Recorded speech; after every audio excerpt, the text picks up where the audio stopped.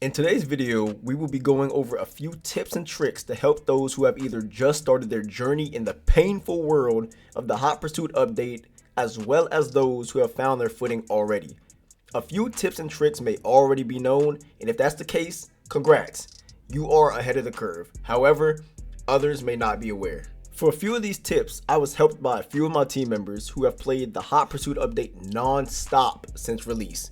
With their input and testing, I was able to create this video, so thanks to every single one of them. Remember that these tips may be helpful right now, but things are always subject to change, whether behind the scenes with secret nerfs, buffs, or through more known methods, such as us discovering something more useful. But as of right now, these are 7 tips and tricks that can make your life a little bit easier on the new Hot Pursuit update for cops as well as racers. For the first tip, the best all-around cop car from what we tested is the Crown Vic. A lot of people said this is the worst car because of handling and overall speed, but actually, it seems to be the most reliable out of all the vehicles available. It also has a good top speed, the damage and defense are at medium, so it does more damage than the faster cars, but also doesn't completely die like the Range Rover. Of course, all the cop cars each have their own unique designs based on the type of cop you would like to be. But for those who don't know what they want to be yet, the Crown Victoria is the safest option. The best options for tech for racers as of now, pre-add racer tech patch, is impact protection and getaway driver. Because there are gas stations scattered around the track and the tracks typically aren't that long in general, there isn't really a need for the repair kit. Impact protection does exactly what it says. Those hits that the cops do to you won't do as much damage. Of course, don't try to get hit, but it still helps if you do get hit. This is especially useful when you missed a checkpoint or have gotten hit into a crash animation and you are just starting to pick up speed again. Because there is no spawn protection, cops and AI alike tend to keep ramming you over and over after you respawn. Now, this won't guarantee that you won't get busted, but it will increase the amount of hits that you can take up until that point. Something that I was not aware of that was brought to my attention by Prodigy Got Skills, one of my team members, is that Getaway Driver does seem to affect the AI, and they seem to not spawn as much around the area you are currently in. Use this to your advantage. AI and cops, when they all surround you, it gets very hectic. The best overall cop tech seems to be the spikes for majority of situations you can find yourself in. Of course, it can be dependent on what type of cop you are trying to be, as said before. Bigger cars may want to run damage increasing abilities. Faster and more agile cars may want to be ahead of the racers and hit them with spikes so the heavier cops can finish the job. If you're trying to get the faster racers, then definitely spikes. If you want the slower racers, then your best bet is the EMP. If you want to ram racers, then ESF, and it can be really good in conjunction with roadblocks. Remember that you do not need to go through checkpoints as a cop. You can skip these completely and find your own path to get to each racer as quickly as possible. Too many times I'm with other cops in a lobby and they try to follow the racer line that the racers take.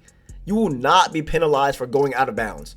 In fact, a lot of shortcuts have already been found that can cut the catch-up time to racers from the beginning due to the cops' freedom of no checkpoints.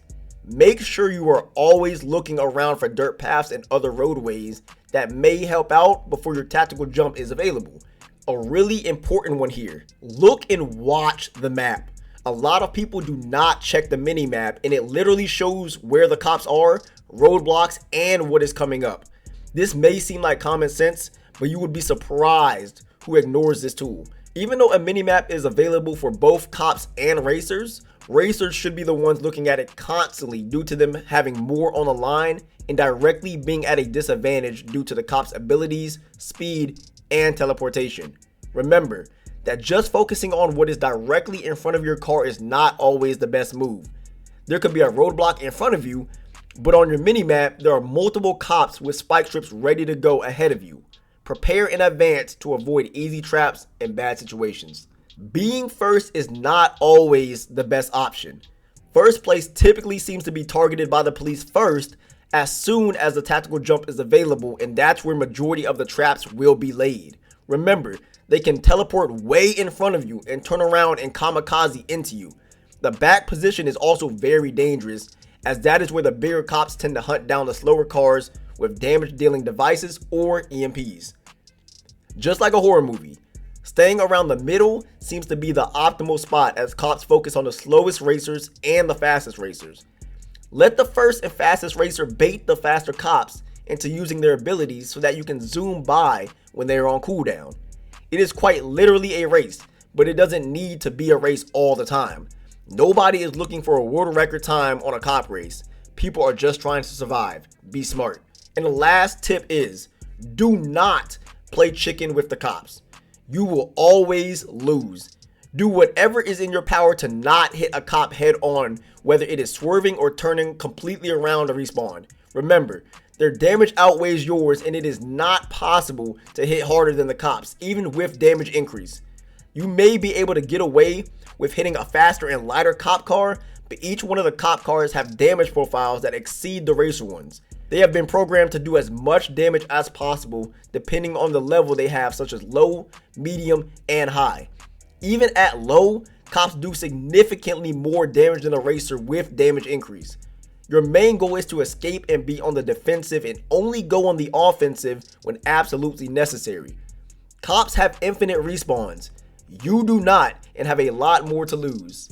If you guys felt that I have missed a few tips, remember that there's probably going to be a part 2 to this video.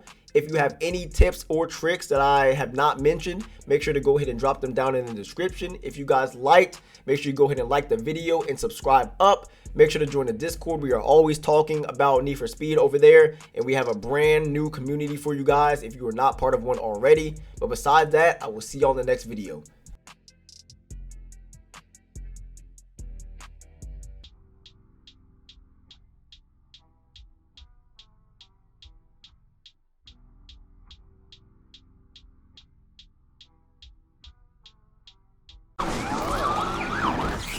What? I just went straight through him! Oh, that's so stupid.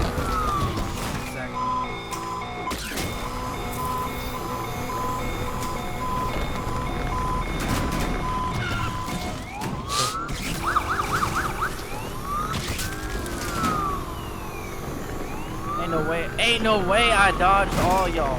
Somebody put a spike on that choke point. Ain't no way I dodged all of them while my spike while the tire.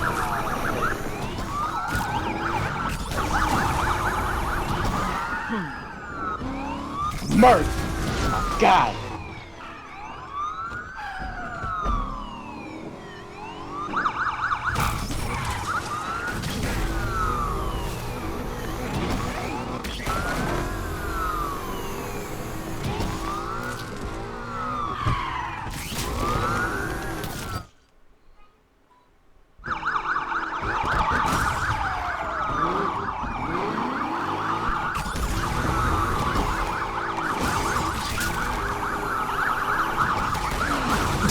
That boy got lucky.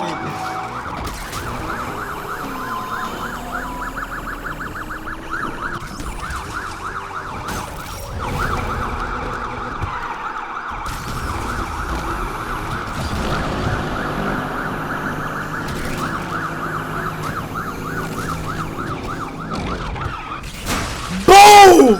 Oh my god, that hit was crazy! That was such a crazy hit, bro. How the fuck?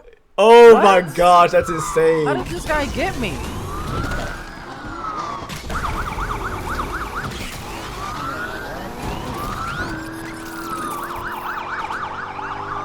Alright, faulty.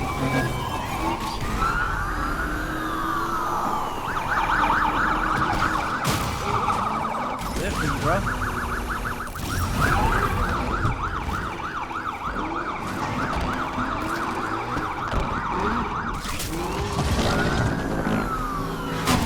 What are you doing? You don't do that with the Vic. Bro, I don't know what I'm doing, bro. Damn. That's not you.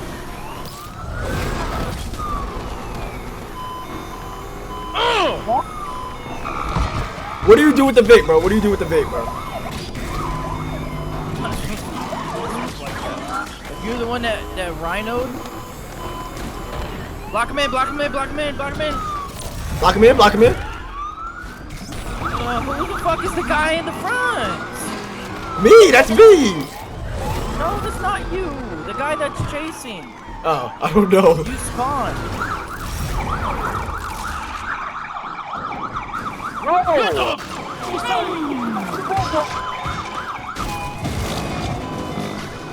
Why do I not have spike strips on?